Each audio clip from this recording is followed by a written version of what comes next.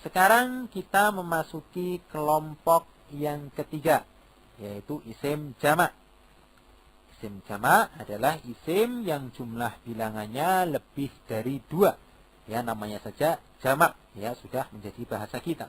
Jamak yaitu lebih dari 2. Merupakan keistimewaan dari isim jamak, dia masih terbagi menjadi 3. Ya, di sana ada jamak mudzakkar salim, ada jamak muannas salim, ada apa yang dikenal dengan jamak taksir. Baik, kita rinci satu persatu. Kita memasuki pembahasan tentang rincian dari jamak, yaitu yang pertama jamak mudzakkar salim. Baik, yang dimaksud dengan jamak mudzakkar salim adalah jamak yang dibentuk dari isim mufradnya yang digunakan untuk menunjukkan jenis laki-laki. Ya.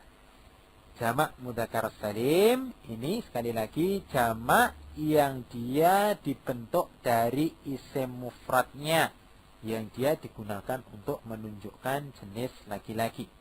Ya, sebagaimana tadi isim musanna dia dibentuk dari isim mufradnya. Demikian pula dengan jamak mudzakkar salim ini dia dibentuk dari isim mufradnya. Tapi di sini dia menunjukkan jenis laki-laki. Sebagai contoh misalnya mukminuna atau mukminina, dia mempunyai arti para laki-laki mukmin, ya, jamak lebih dari 2. Contoh yang lain misalnya kafiruna atau kafirina, maka dia bentuknya jamak, ya, mempunyai arti para laki-laki kafir. Tadi dikatakan bahwasanya jamak mudzakkar salim ini dibentuk dari isim mufradnya. Lalu bagaimana cara kita membentuk jamak mudzakkar salim? Caranya juga cukup mudah, ya, jangan khawatir, cukup mudah. Yaitu dengan menambahkan wawu dan nun atau ya dan nun pada akhir dari isim mufradnya. Sebagai contoh misalnya kita mempunyai kata mukminun, ya, dari isim mufrad mukminun kita ingin membuat bentuk jamak. Maka cukup mudah, tinggal ditambah wawu dan nun atau ya dan nun. Tatkala kita tambah wawu dan nun, maka kita perhatikan menjadi mukminuna. Ya. Kalau kita menambah menjadi kita tambah dengan ya dan nun, maka menjadi mukminina. Ya. Mukminuna atau mukminina ini mempunyai arti para laki-laki mukmin. Ya, para laki-laki mukmin. Tinggal ditambah wawu dan nun atau ya dan nun. Namun kita ingat ya dan nun pada tambahan pembentukan isim jamak ini berbeda dengan tambahan pada isim musanna. Kita perhatikan, dicek ya, dicek. Kita perhatikan ada perbedaannya. Baik. Contoh yang lain untuk lebih memperjelas, misalnya kafirun menjadi kafiruna atau kafirina, ya, kafiruna atau kafirina. Ya, ini artinya para laki-laki kafir. Tinggal menambahkan wawu dan nun atau ya dan nun. Sekali lagi, ya dan nun dia harokatnya berbeda dengan tambahan pada harokat yang ditambahkan pada isim musanna. Kita perhatikan, kalau musanna kafiro ini, tapi kalau jamak kafirina, ya, sama-sama ditambah dengan ya dan nun, tetapi harokatnya berbeda. Ini untuk kita perhatikan bersama. Baik, sekarang kita memasuki pembahasan tentang jamak muannas salim, ya, kelompok rincian yang kedua dari bentuk jamak. Yang dimaksud dengan jamak muannas salim adalah jamak yang dibentuk dari isim mufradnya, ya, yang digunakan untuk menunjukkan jenis perempuan. Contoh misalnya mukminatun, ya, artinya para perempuan mukmin, atau kafiratun, para perempuan kafir.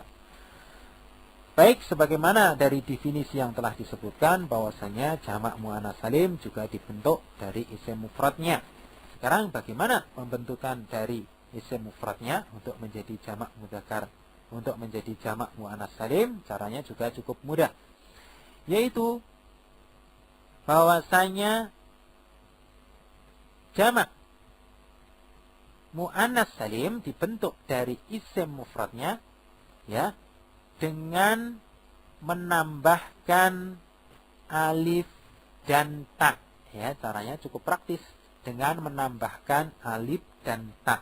Namun yang perlu diingat bahwasanya ya bentuk mufrad dari isim mu'annas dia biasanya menggunakan ta marbutah.